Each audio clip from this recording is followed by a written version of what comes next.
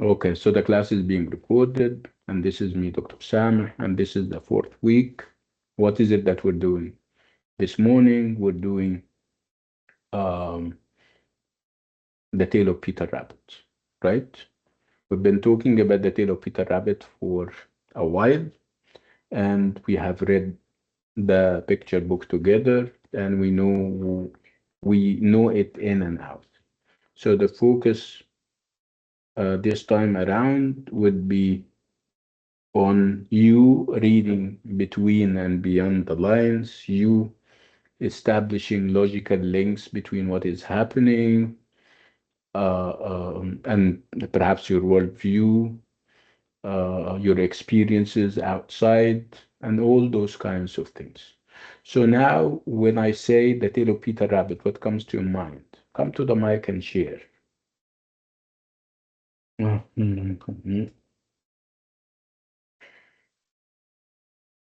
The tale of Peter Rabbit.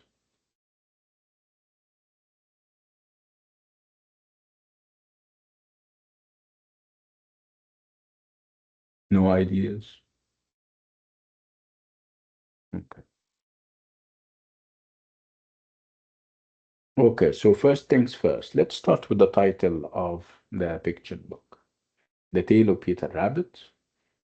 If I say that it is a tale, so I'm expecting a narrative. A narrative means that somebody is going to tell me a story, right?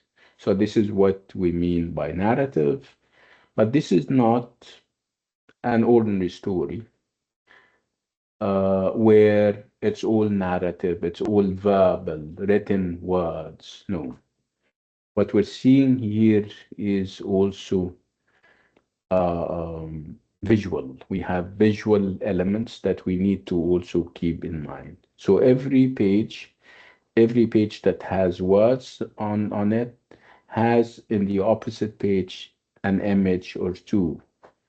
Um, Characters portrayed, landscape, backgrounds with colors. So having those images in the opposite page all the time, not they are not sporadic, for example, like we see them in other works.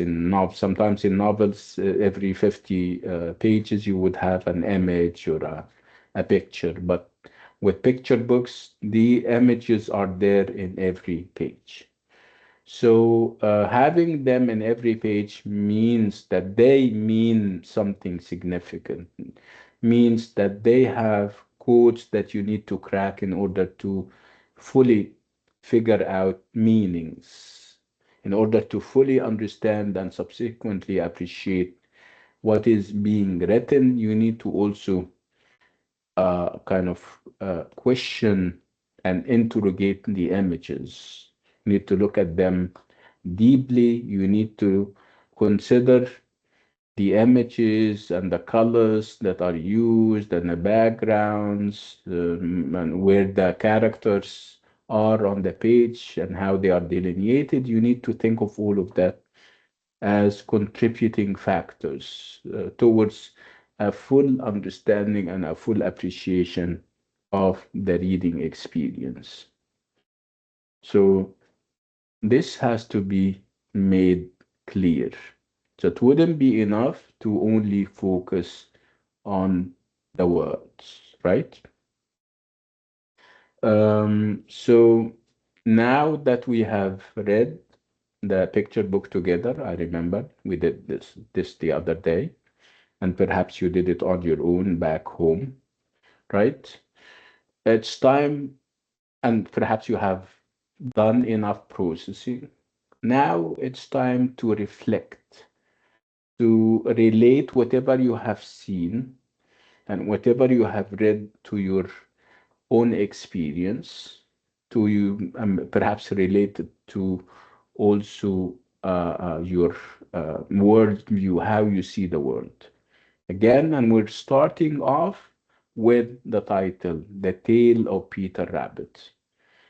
Okay, if you ask me, And if you ask me to unpack it and conjure and think of the ideas that the title conjures up at the back of my mind, I would say that a tale means that we are in for storytelling, that we are in for a narrative.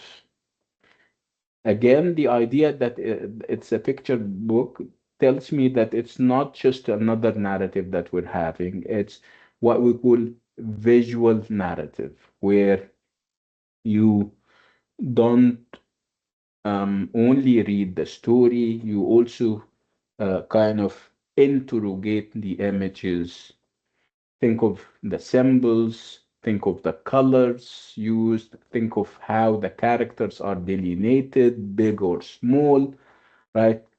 In the center on or on the margins, right? This is symbolism that we're familiar with from our literature classes.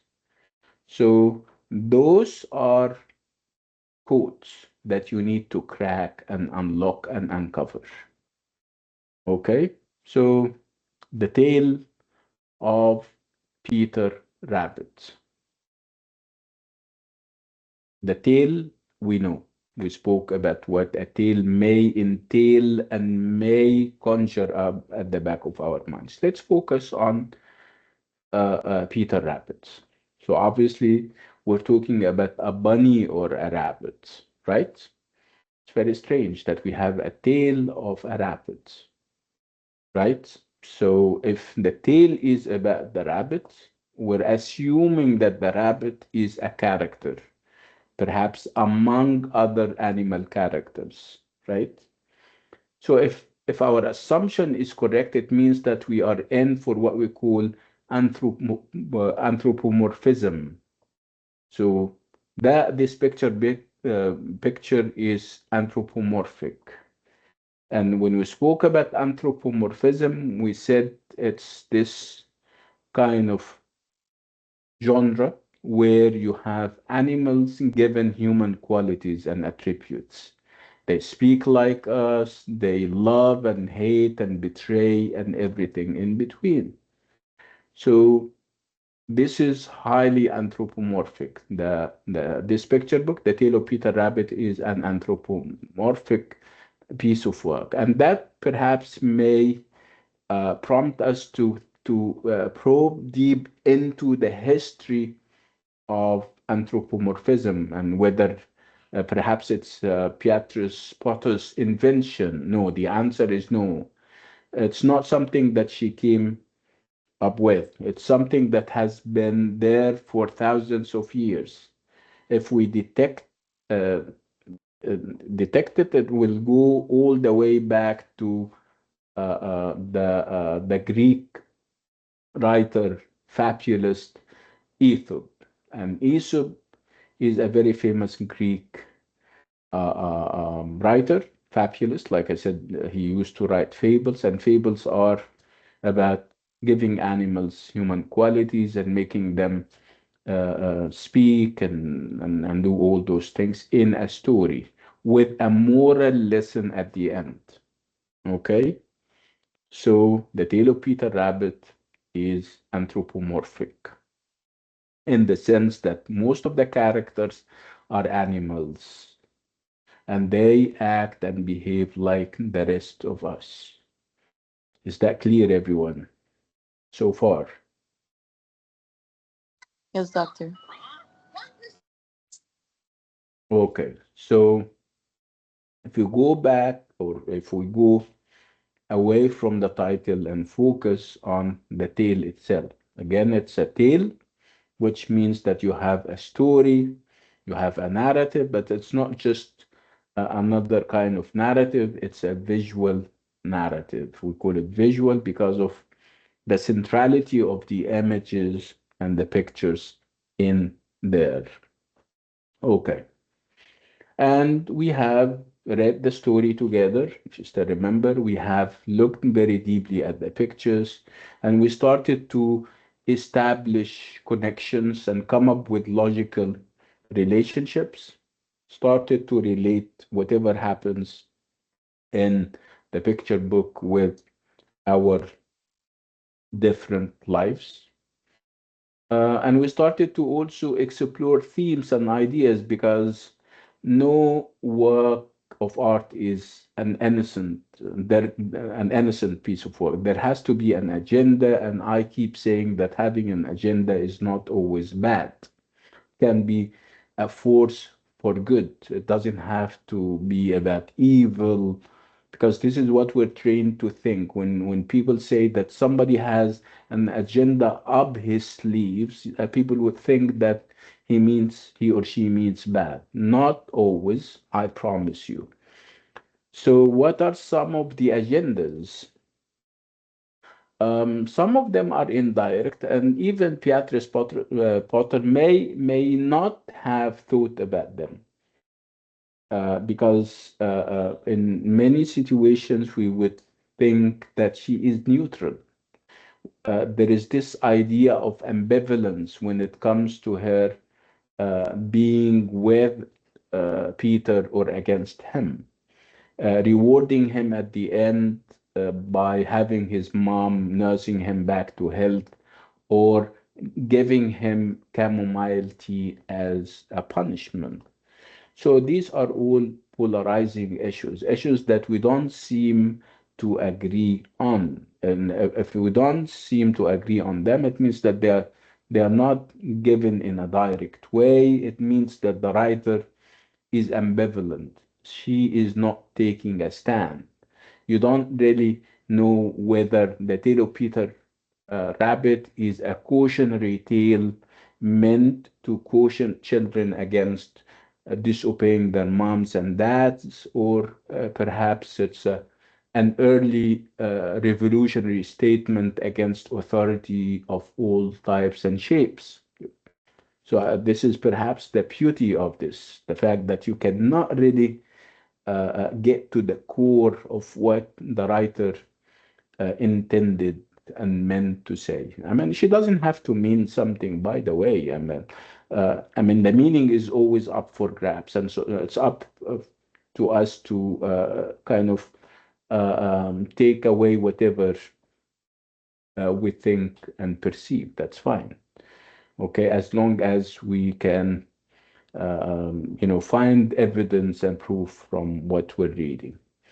So again, on the surface level, you would think of the tale of Peter Rabbit as a cautionary tale in the sense that perhaps the writer, and I'm saying perhaps, and I'm stressing the word perhaps because we don't know for sure whether this is what Beatrice Potter intended or not. I'm saying that perhaps she meant to kind of caution children against not obeying their parents. And perhaps it's far from it. It's perhaps prompting people, whether they're children or grown-ups, to go against the dictates of authorities, to challenge orthodoxy of all sorts and shapes, right? So this is one of the ideas that you cannot miss, that we have this challenge of not knowing how to pin down the meaning and to think of one specific meaning to the picture book.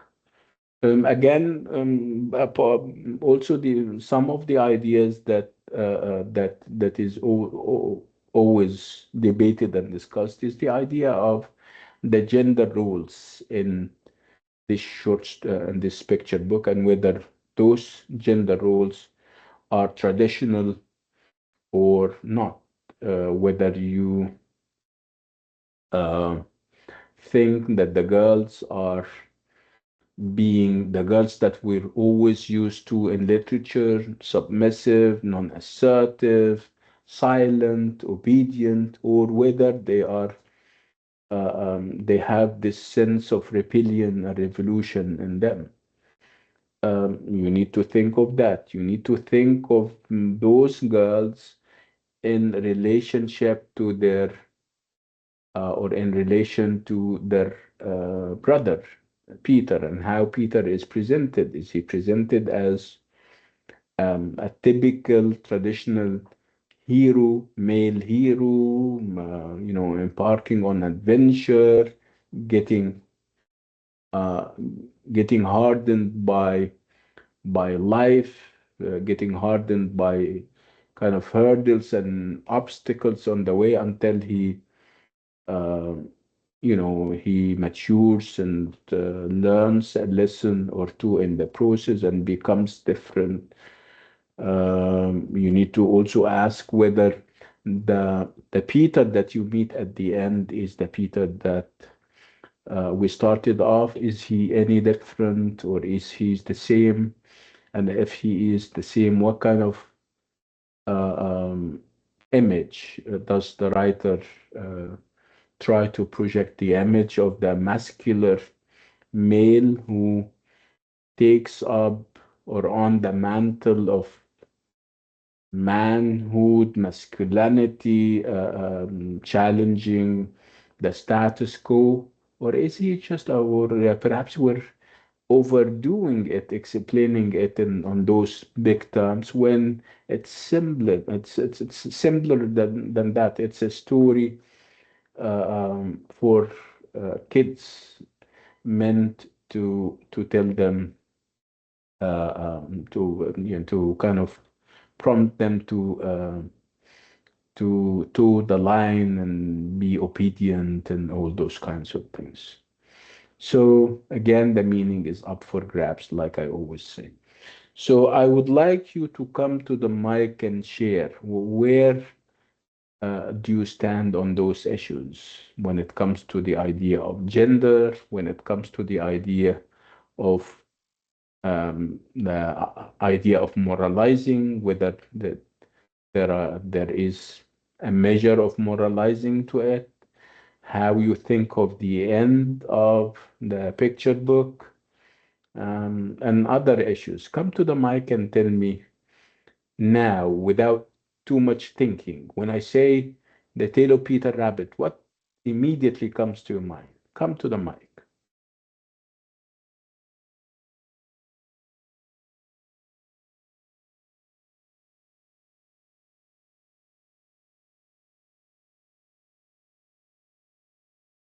Hmm. I'm not sure you can, if you cannot hear me, I mean, raise your hand so that I know that I'm not talking to myself. We can hear you, doctor. Yeah, okay. But Sufana, you're keeping a low profile. Why is that? My cat got vaccinated, so I didn't sleep well. Oh, yeah. But regarding gender roles, I would Yeah. say the book does have a the tale does have a typical stereotypical aspect in when it regards of women. They're more submissive, more following along the herd. But I would say also it's because women generally stick to the rules more than men do. Men have Mm. this usually they want to get out of the box. They want to explore more. But women tend to excel more when they're inside the box, I would say. Is there a price to it? I mean, the fact that I mean, like you're Well, saying, obviously, yes, there is a men, price. yeah, price, it can be a good one, by the way, for men. I mean, staying out of the box because innovation and invention is about obviously being disruptive sometimes, right? Yes, that is true. Mhm. Are you happy with that? I mean, this bath that women are taking, the fact that they I perhaps think it does serve a purpose. It's uh, in our nature, so obviously it serves a purpose. I mean, While men, I mean, and you dropped a bomb now when you said this is our nature, yeah, Sufana. Do you really mean it? yes, when you read about it, typically women tend to have this more grounded nature, while men tend to have this head in the clouds nature. I'm not So, sure. so we kind of balance each other out, where one takes the risk, one I tries think to I save. am a man myself, but I think you're being unfair to your species, No, Sufana. no, no. It's not being unfair. It's being calculated. When you look at it, women tend to want the survival of the species, while men tend to not think really much when they jump into situations. And you see that even in the workforce, when it comes to attending for jobs or applying for jobs, men usually apply when they don't have much credentials, but women tend to not apply if they don't have at least one credential that doesn't match the job. So they don't have this risk-taking aspect like men do. And I think it really But I is think in our we're losing. I biology. mean, I think the human species is losing yeah, a lot by not having women risking and, thinking of, taking a step that is not very calculated. Because look at, for example, the field of trade, for example. Look at, for example, the teachings of the Prophet, for example, when he talks about trade and the fact that you have to risk so Yes, that of course. That's why you I mean, find most men in this field. But they but, usually, when they mm, come to take advice, they go lean into their wives because men love to take the risks. If their dopamine even is more fired up when they're taking risks, while women's anxiety tends to fire up when in situations of risk. So there's a certain balance between both. Sometimes, yes, of course, women do take risks. Sometimes they, of course, evolve and they have these situations where they're forced to do things that they're not supposed to do or they're not used to doing. But I guess these kind of stem from places where women feel that they have experienced injustice. If a woman is in a place where she's flourishing, she wouldn't really, I believe for everyone, I wouldn't really believe that anyone would take a risk outside of their comfort zone unless they have the knowledge to know that I have now reached my comfort zone, I need to evolve. yeah, Malat, you remind me of Hamlet. Are you familiar with Hamlet? Yes. I mean, what was Hamlet's foremost weakness? The idea of calculating, thinking too much, right? Yes, Are and you I are you mean, equating the women's species with Hamlet? no. No. I think generally waiting too much is a bad trait for Mm. anyone. Even I when you need read, somebody. I mean, and I hate to kind of. I need somebody to join this polemic and talk about it from a woman perspective. I mean, we need a counter argument. yes, but why would you say that it's generally bad? Sufana is dropping. I mean, like bombshells here, and nobody is stopping Okay, her. may I? اتفضلي. So I feel like Safana is talking a bit, giving it a biological stance, and I feel like it's not. It's not Mm. that we're biologically more that يعني obedient and stuff like that and follow the rules, but it's more like the way society has been treating Yeah, women. absolutely. It's a societal construction. I quite agree with you, Nagwa. Go on. Yeah, so that's why women are in a position to take less risks because society has forced women to do such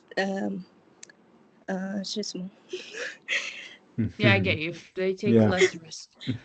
Yeah. Completely understandable. Of course, we can't just throw everything to biology, but at the same time, when you look at the studies in when it comes to psychology of women, even in the workforce, like the basic thing, let's say, women tend to follow the rules a lot more than men do. That's why when you go and let's say معاملات تبي And why تعملوا لا is في العادة that? تروحوا تسووا مع مين؟ تسووا مع رجال لأنه الحريم يطلع عيونكم. يعني But it why is happens. that though? Why كيف is يعني؟ that why is that يعني happening? Why Because there's a are balance. women more following the rules than men? Because there is a balance, subhanallah. Yani God created this species, one that is, let's No. say, a bit of risk taking, and one has a more grounded level of calculating. And I'm not saying that women follow the herd. I'm saying women are more calculating. They have to analyze all aspects.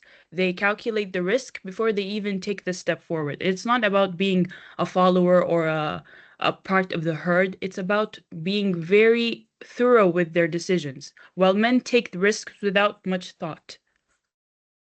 Without I much. So disagree with that. that's that's even worse. I mean, if we Well, have, when you look at it, most of the if, time when it comes to men in the business aspect, we can't really talk about in survival aspect of the Ice Age, for example. Men tend to be like, oh, don't think about it too much, just do it. Well, when you look at advice from women, no, they don't say that. and I'm I'm very saying, yeah, interested and in the I'm I want to field of saying say psychology. that's something, That's why I'm Safana. focusing on these aspects. I want to yeah, ask you something. yeah. Okay, ask me. Do you think that if women did not have much more consequences in their hands, more than men are, they wouldn't be the same? Yani they would be the same or not?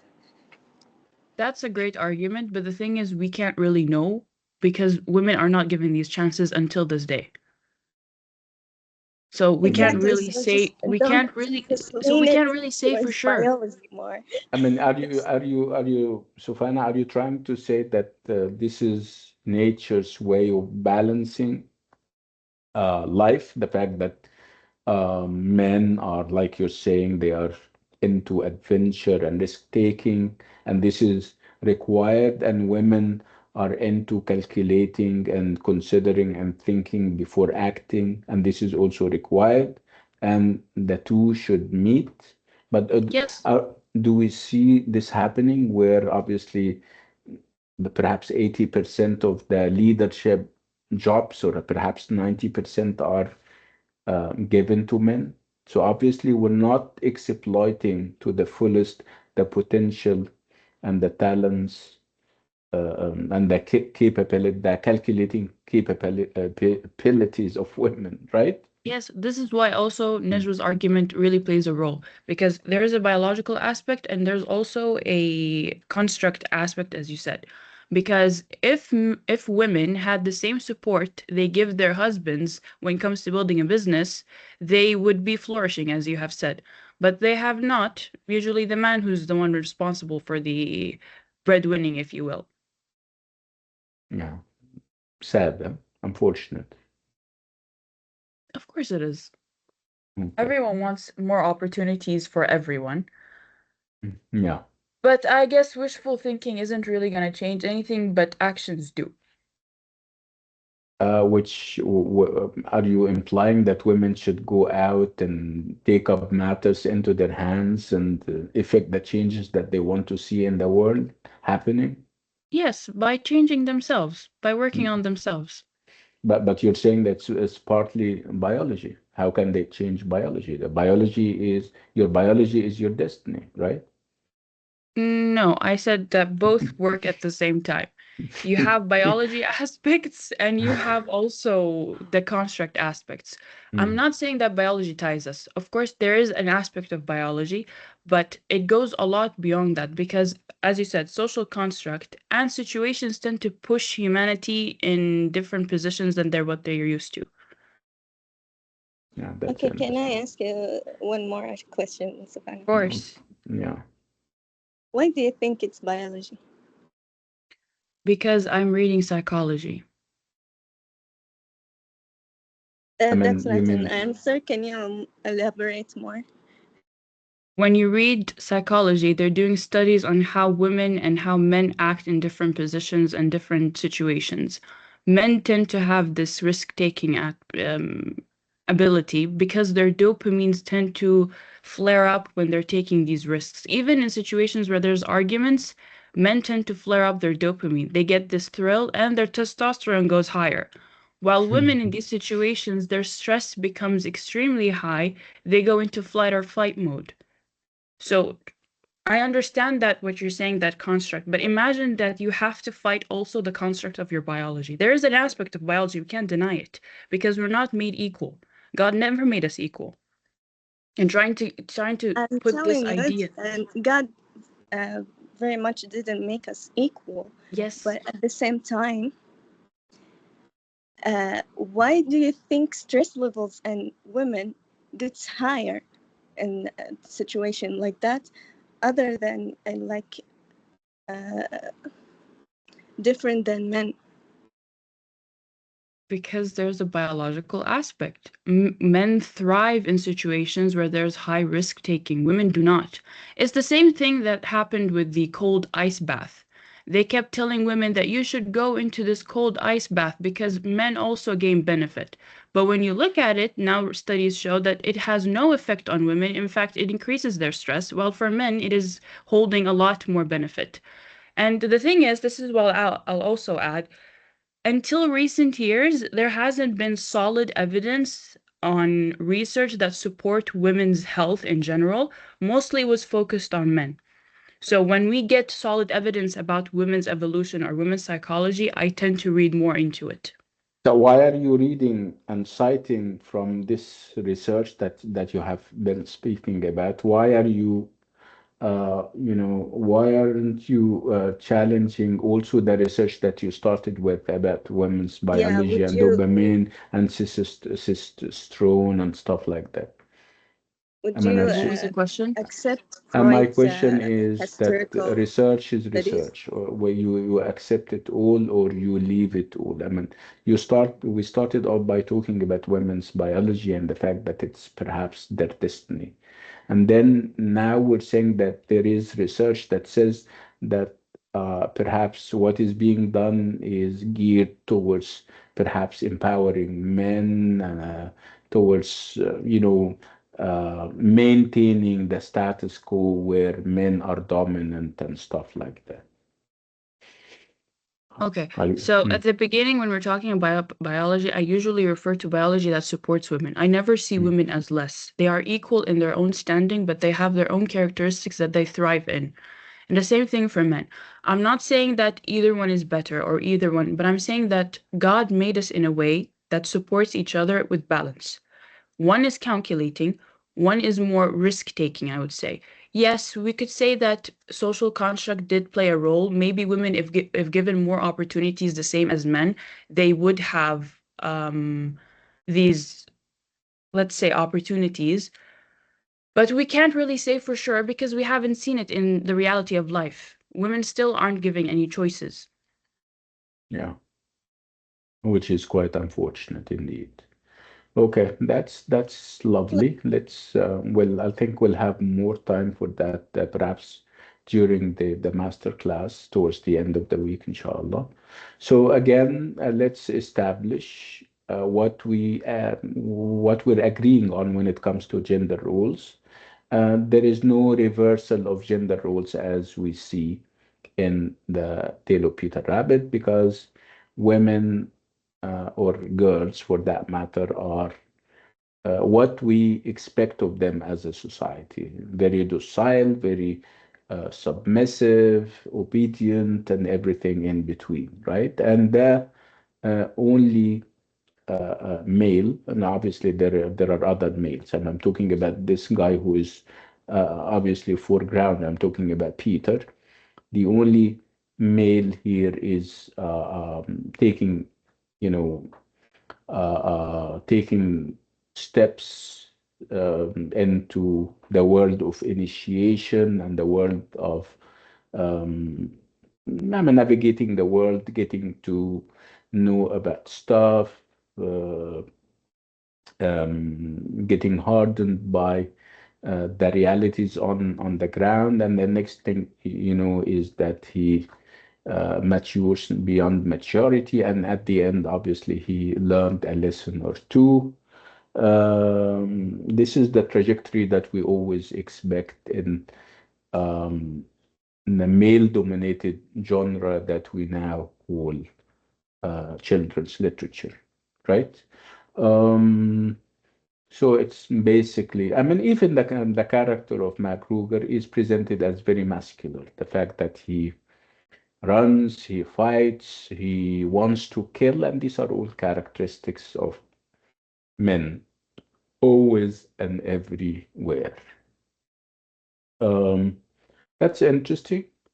Again, lots of other issues. We need not lose sight of the power dynamics as reflected and as delineated on the page, as given in the pictures. Looking at the pictures very thoroughly, inspecting them will allow us to see how the relationship goes between um, the bunny, Peter, and the um the representation of humanity and a human being. I don't mean humanity in a positive way because humanity would indicate compassion and love and all those kinds of things. And obviously, Mr. Magruger doesn't have any of that. So, I mean, humankind or mankind. And again, I referred you to the idea that perhaps we have this kind of dichotomy or this binary colonized and colonizer, this idea that, you know, nature is up for grabs, it's for everyone, it's an open space where we don't have those artificial demarcations. This is private property, this is mine, and this is yours. No, animals do not understand nature like this, but human beings, no, no, I wouldn't say corrupt. I mean, you know, sometimes it's a difference in perspective and mindset. Human beings are bent on the idea of private properties. That's why they are on a collision course. I mean, it's a clash of values. Animals are all for open space, for the fact that the land and whatever is on it is up for grabs, and you have human beings believing in private ownership. And this is where the clash arises, obviously. Who wins eventually? This is also up for grabs. You never know whether Peter, perhaps after he is nursed back to health, whether he will try again, because not all his questions were answered, obviously, uh, uh, uh, and not all what he wanted uh, was achieved, obviously. Again, Mr. Magruger is staying, the colonizer is there, and he doesn't want to relent or leave. And the colonized is also there. And obviously, it is true that part of his land is taken away, but the colonized is also staying. You would have this eternal, perennial conflict and clash of interests between the animals who do not believe in boundaries and the human beings who believe in private ownership and material cupidity and all those kinds of things. So, how do you see that? Do you see, am I carrying it to extremes? Is it like you think that this is perhaps too much? I'm reading too much into it. What do you think? Do you think, did you feel that we have this kind of imbalance between animals and human beings? And perhaps I'm a little bit polemic against human beings. It's very interesting point of view Mm. actually, but I I think like, why do you think that human beings are not actually animals? I mean, this is what I'm saying. This is exactly what I'm saying. We are animals, but you know, human beings have this superiority complex. They think that they are better than all the other species Yes, yes, by virtue of their power of reason and mind. It's this is their mark of ascendance. They believe that they have ascendancy over the other animals and creatures because of their power of mind. Again, what but they in a don't, way, what, man, this was perhaps 3 or 5 years ago, not in the era of AI, where obviously we have in the making an artificial mind, which is unfortunately as capable, or perhaps twice or three times as capable as the mind of the human being. So they are, I mean, I'm trying to say that human beings have to show humility with what is happening with AI. I promise you.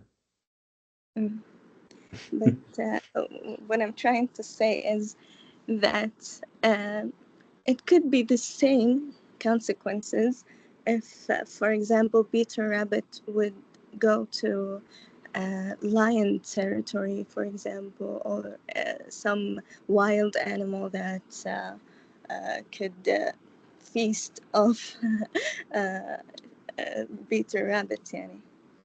Yeah, So that's true. That's a good idea. I mean, what if he goes to where the line is? But what you don't know is that animals are nomadic in nature. I mean, they don't settle in a certain place for hundreds of years. They go here and there. I mean, after their food, and obviously, animals also have this habit of living. A subsistence kind of life where they only need what fills their stomach at the moment, and that they don't have ambitions beyond the moment. They don't have those ideas of saving and storing. And today I have this land, tomorrow I'll annex another piece of land, and then I create an empire, and the empire takes up other colonies in other countries. We don't have, animals do not have this mindset, right? S- yes, So, so their mindset is a bit simpler. this is what I'm trying to say. That I'm trying to say Yeah, that. so Mm, if their mind is simpler, so if if we were the same as animals exactly, mhm. we won't be that simple minded. It, listen, I know it's a bit evil for like human beings to like have territories and lands and like colonize other things and stuff like that. But if we're talking about animals, if they had the chance, they would do the same, even or even more. I'm not sure. I'm not an animal myself. I cannot.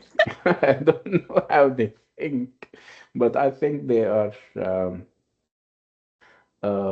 They don't have those ambitions, and like I told you, it's they are. If in our human terms, you would describe them as you know, they have this element of self-satisfaction, the fact that they are uh, content with whatever they have. They don't have ambitions beyond having like a good meal, if you like. Staying together as perhaps a family or as a clan, and that would be it. I mean, the idea of expanding beyond the limits for no reasons other than food does not exist for them. They are not expansionists like human beings are. طيب, let's take like a 5 or 10 minute break, and then when we come back, we kind of continue this very interesting conversation. So I'll see you in 10 minutes, inshallah. Okay.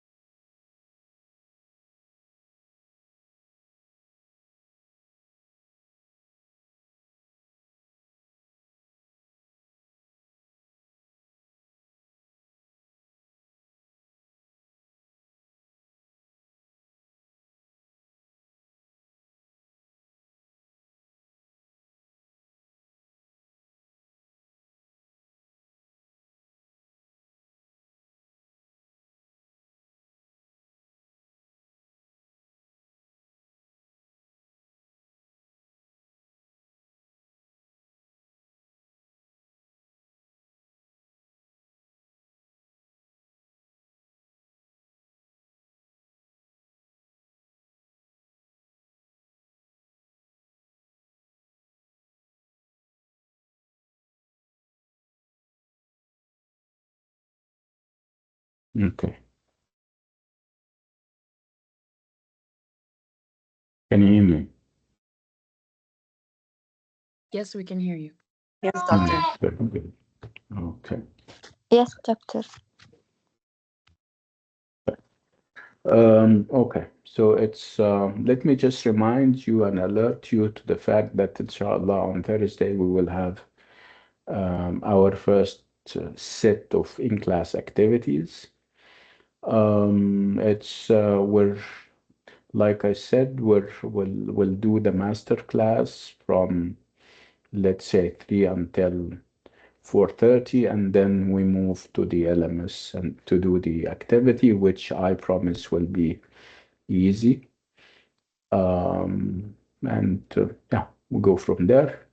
And I intend to ask questions on um, on the centrality of the images in the picture books. Okay, so moving on, let's talk further about the context of the Tale of Peter Rabbit and also the context of picture books and how they came into being and how they looked and how they evolved. In doing that, we're going to have a presentation. Let me share the presentation and we are on our way.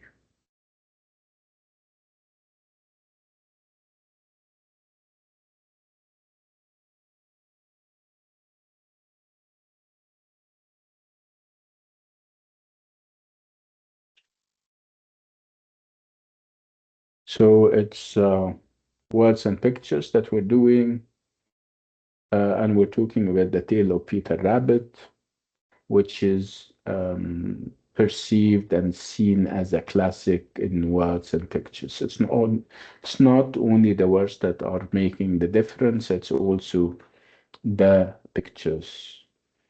So Peter Rabbit, or the Tale of Peter Rabbit, was published in 1902. And obviously, when we say it's published, we mean we obviously refer to a publishing house. And what is interesting about this tale is that it wasn't meant to be published, as a matter of fact.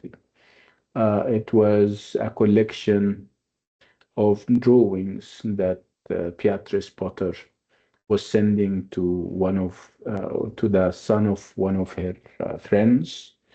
And over time, somebody alerted her to the fact that they are amazing and they can be put together and she can make a book out of it. She liked the idea. She asked for the drawings and whatever she was writing around them, and she started looking for a publisher.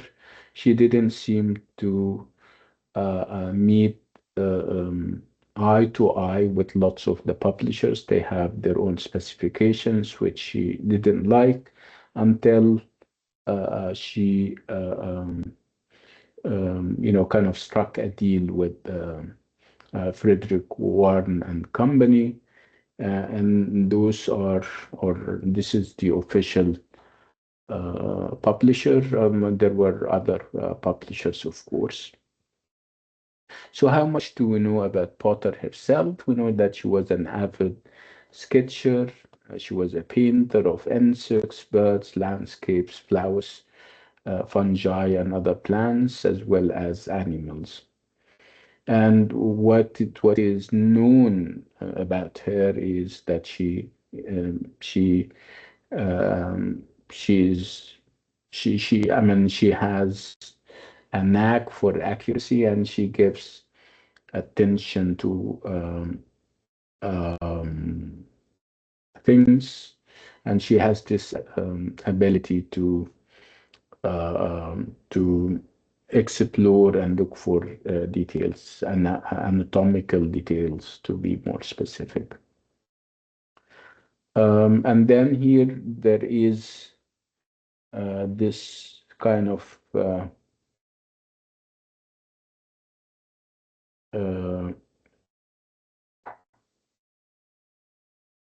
there is this um, idea about the evolution of picture books and how they all started. And we have a number of scholars that they are tracing that. One of them is Wally or Wally, I don't know how to pronounce or whether what yani, the way I'm pronouncing the name is correct. Wally provides a useful historical outline from the mid 17th century to the First World War. Obviously, we're talking about the trajectory of the picture book. So tracing the links between the improvements in color reproduction and the increasingly widespread dissemination of books for children. Um, he or she perhaps argues about the cost of producing such texts and the fact that, at the time having pictures, not only words would mean that you have to kind of print them in a certain way, and that would be costly during those days. That's why they would settle for low priced kinds of productions. So producing texts with the price factor in mind was very important. And the prevailing attitude was that children's books are not as valuable as books addressed to adults. That's why they tended to, kind of spend less on them. Consequently, cheap and simplified illustrations were considered by many to be adequate in the 17th century. Over time, there is going to be change in the mindset and the attitude. There is going to be improvement in the design and the quality, and even artists started to gain reputations in their own right rather than being merely seen as providers of supplementary material. This is very important because the the practice was that the writer of the picture book would have all the acclaim, would have all the praise, while the illustrator or the artist would be kind of relayed or relegated to the background. Nobody speaks about the illustrator and the artist, they focus only on the writer. This is over time is not going to happen anymore, where the illustrator becomes important in his or her own right and as important as the writer or the author himself. And then we go to another scholar who is taking us on a chronological journey, but he is going to take a chronological leap to the second half of the 20th century. So he's not going to be as uh, um, meticulous about the trajectory of picture books and children's literature. Like Whaley, the focus with Mobbus would be on the development and the advancement that children's books and picture books, to be more specific, have arrived at. He is focused on the second half of the 20th century, where he focuses on the text itself. So Mobius focuses on the text itself. He focuses on what he calls codes. secrets, symbols that you need to unlock and uncover so that you can uh, arrive at a full understanding of the work. So Mabus was among the first to lay out a framework for the analysis of images in children's books. He is an early contributor to the discipline of visual stylistics, which developed out of structuralism and semiotic analysis, and it is now known as the study of multimodality. So he is, credited for the appearance of this approach, multimodality. So obviously, when we talk about when you try to unpack the term, you start with multi, which means many, and modality is a way of approaching something. It's a tool.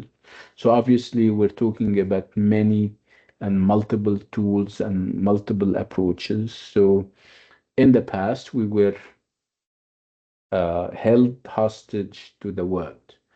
You approach a piece of work, and the focus would be on the written word, on the word, the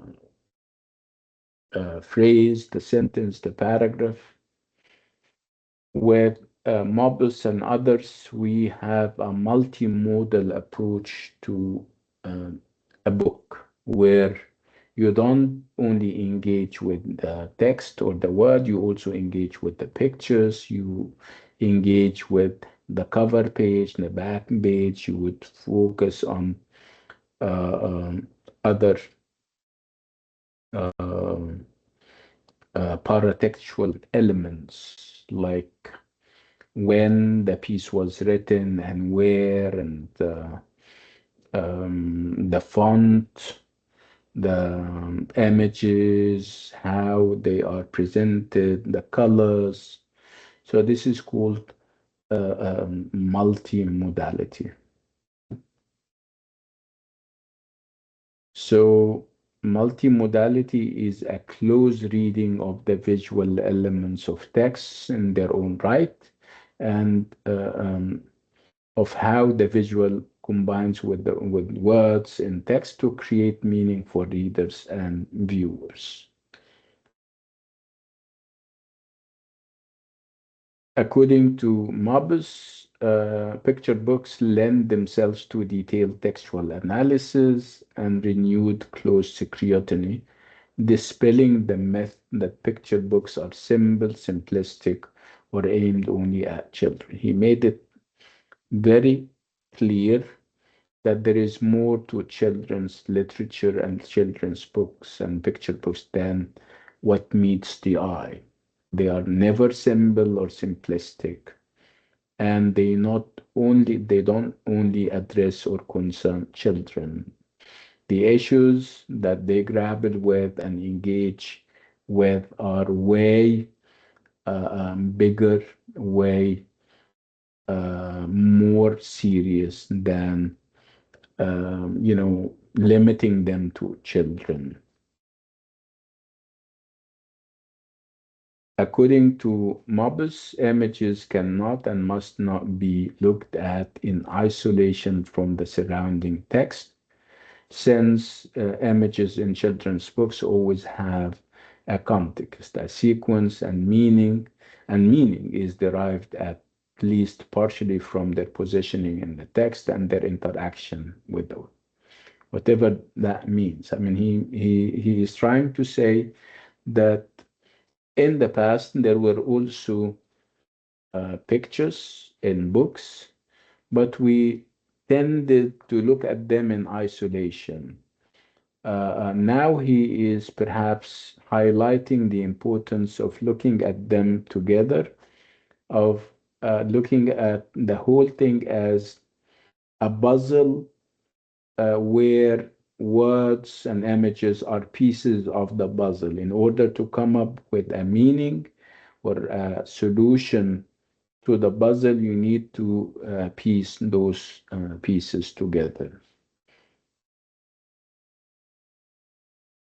He believes that interpretation is not fixed, where obviously allusions and intertextuality may be in the text and available for us to interpret. I mean, obviously, the meaning is up for grabs, like I always say. You can have your own meaning, I can have mine. The interpretation is going to differ. And sometimes you have allusions. Allusions are reference to things outside the text. And sometimes you have intertextuality. Intertextuality means that there may be references to other works. There may be references to other paintings, other images, music, videos from. This is called intertextuality, and they are very important because they take the text and the meaning and the interpretation to new levels and new heights. Uh, Again, he says that you may have allusions and you may have intertextual features in a text, but one thing is constant, which is a basic level of understanding that we all agree on. And this is perhaps the basic level of understanding that you would address to children. But when we talk about allusions and intertextuality, it would take an informed, educated reader, and that can be an adult. Um, so there is a basic level of understanding that we all, children and adults, agree on, but there are nuanced level of understanding that can be attained by perhaps those who are bigger than children.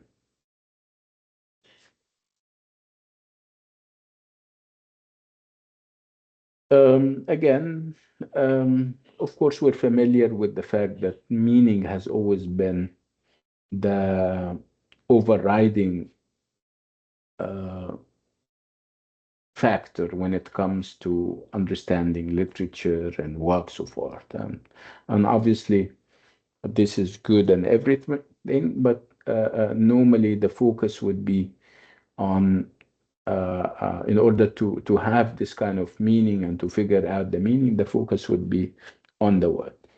What we're seeing with Mobbes and others is the fact that visuals are as important, and they should be approached, and they should be kind of deciphered and cracked.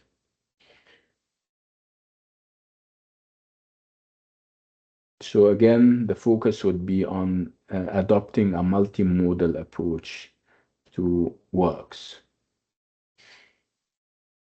Um, Mobus introduces some key aspects of images, page design, and composition that contribute to our understanding of visual narratives. So again, this is what goes under picture book codes, and he has an article and a book especially for that. Unfortunately, the case studies that he has are all from other books, not the Tale of Peter Rabbit or Voices in the Park, but you can almost kind of relate to that. I mean, you can always look at what he found in books like Where the Wild Things Are, and you can apply the same strategies and techniques on The Tale of Peter Rabbit and Voices in the Park. So, what is it that people should look at when it comes to picture books if we are going to adopt a multi-modal approach so that we can come up with meaning or meanings. So together with the text, of course, you need to look at the image, you need to look at the position and size, you need to look at the perspective, framing, line, and of course, color.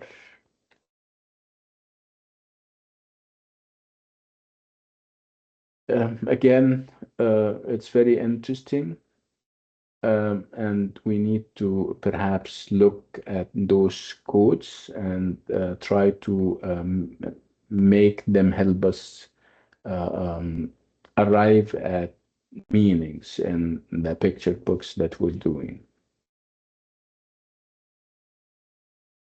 Another very interesting and important scholar is Margaret McKay, and she wrote an article that we have, and it's called Peter Rabbit, Potter's Story, where obviously the focus on the different versions that the Tale of Peter Rabbit has, and how there have been some tweaking and modifications uh, uh, um, to suit certain tastes, perhaps to suit logistics and the demands of publishers.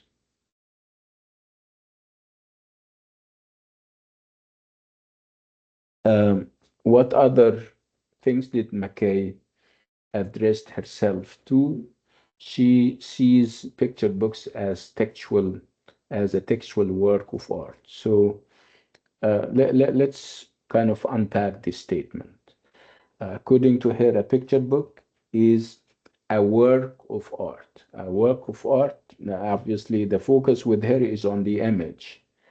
Okay, so obviously she's highlighting the image and she's saying that there is also a text that can inform the artistic experience. So her point of departure here would be the image, the work of art. An image is a work of art like a painting, and then comes the text, and they work together, and you arrive at a full understanding if you kind of put them together, the text and what she refers to as the work of art, which is the images.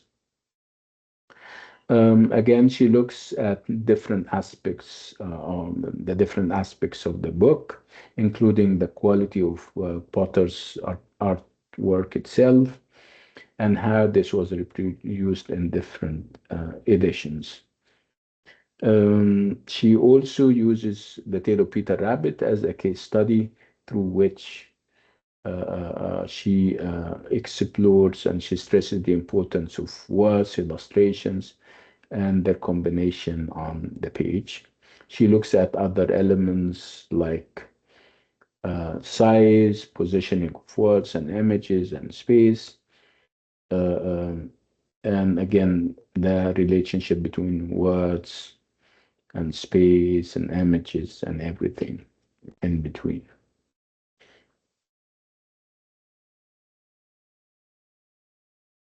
Again, the focus with her also on Potter's distinctive language and the pictures and how they are positioned and the balance between words and illustrations and the use of page turns. Again, to be more specific, she spoke about Potter's style and she described it as being brisk and one that does not talk down to her younger audience. This is very important. The idea that the Potter's language is not your um, everyday children's language, where I mean, normally when we speak to children, we normally talk down to them, use a language that we think they understand. Potter, according to McKay, is not doing that. Her language is brisk, and she's using a language that both children and non-children uh, uh, um, can can understand, but it's not necessarily a language made or manufactured for children. Again, McKay believes in picture books as art forms. and she pays close attention to the physical characteristics of the book and its internal design. She says that every design aspect, whether we're talking about size, positioning, colors, every aspect would influence the meanings. So, according to McKay, pictures have a narrative function too. She spoke about the use of page turns, seeing that as evidence of Potter's authorial control, the fact that she is still there. According to her, page turns creates a pause in action, and that brings opportunities for suspense and surprise. She also pointed to the debates around issues of gender and morality in the tale of Peter. And this is what we have been engaged in before the break. We spoke about gender and morality. Where do Potter stand when it comes to the issue of gender? Who has the upper hand? Who is more vocal and more outspoken and more adventurous, and who is portrayed as passive, non-submissive, and also the idea of morality, whether we think what Peter is doing is driven by his greed or his curiosity as an innocent child. So these are issues that McKay highlighted in her article.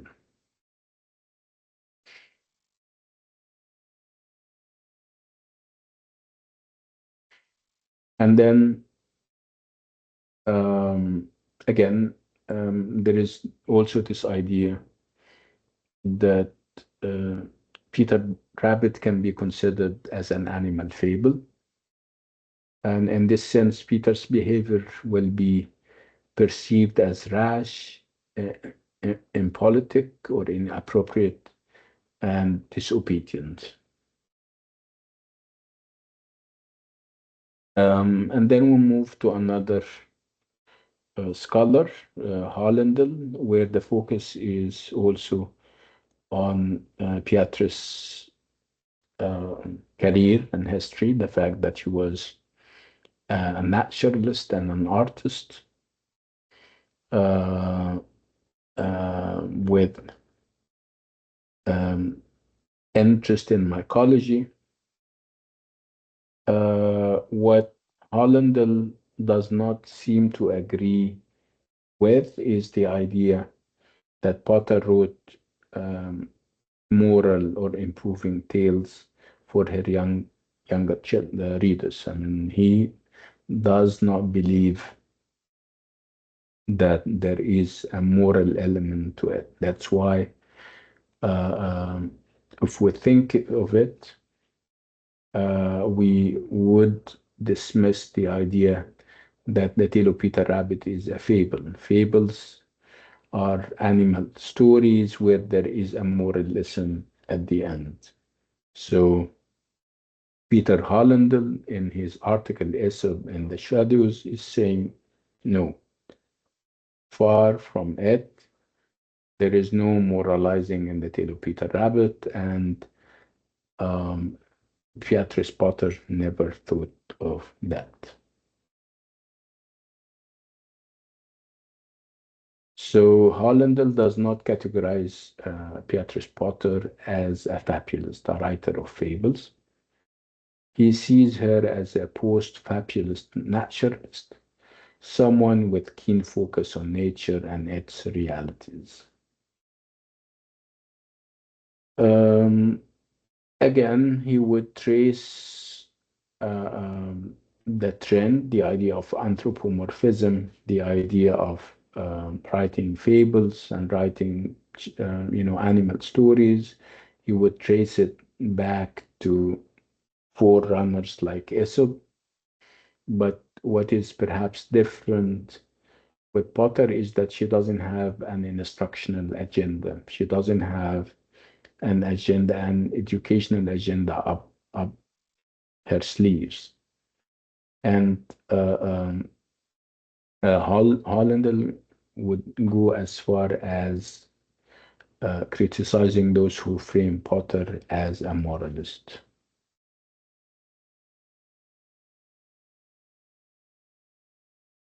And then we have another scholar by the name of Carol Scott, where she focuses on perspective and point of view. She explores issues of Potter's idea of ambivalence. I told you that there is ambivalence. You don't really know whether Potter is uh, with or against what um, Peter did. She stays ambivalent and silent. You don't really know whether uh, whether what is Peter is doing is mere curiosity or some kind of rebellion against authority. You don't really know whether Potter is giving a moral lesson, telling children always and everywhere not to disobey their moms and dads, or perhaps she is inciting people into, kind of protesting against orthodoxy and challenging the status quo. You never know what she meant. Again, what is perhaps uh, clear is that things are made so that readers are encouraged to identify with Peter. Peter, you need to look no further than uh, um, um, seeing how Peter is framed. He is framed as the hero of the tale, whether visually or in words. Again, Scott pays attention to ways the images and the words are combined on the page. According to her, Peter is often shown in close up and near to the ground situations where a rabbit would be. We often share Peter's line of sight. His point of view becomes ours, and we participate in his dilemmas and predicaments. That's why we identify with him against authority as represented by Mr. Matt Ruger. Scott also looks at the narrative point of view as expressed in both illustration and words.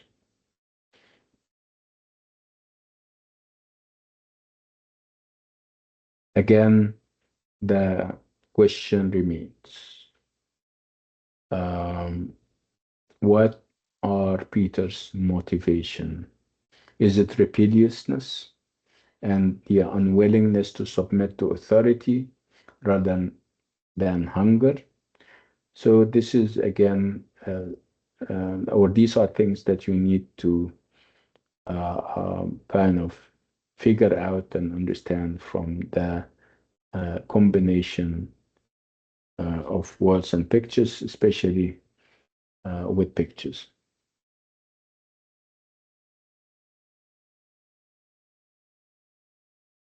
And this is the end of the presentation. We'll talk more about intertextuality and the postmodern when we talk about voices in the park.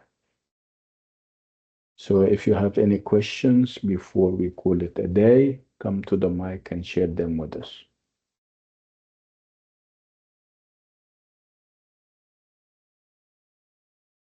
Okay. So obviously you don't have any. So on this note and with this item, we come to the end of today's lovely class. I'll see you in the master class on Thursday, inshallah. Assalamu alaikum, everyone. Bye bye.